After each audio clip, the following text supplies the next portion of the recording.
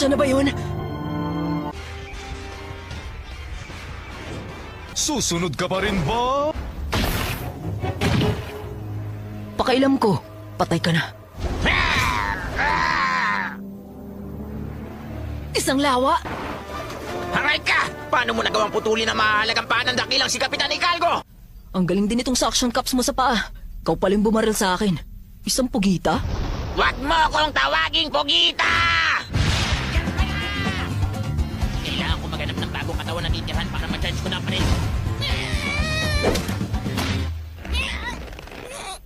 May tanong ako sa'yo. Sige ba? Magtanong ka lang. Kung gusto mo talaga akong takasan, bakit hindi ka tumalon?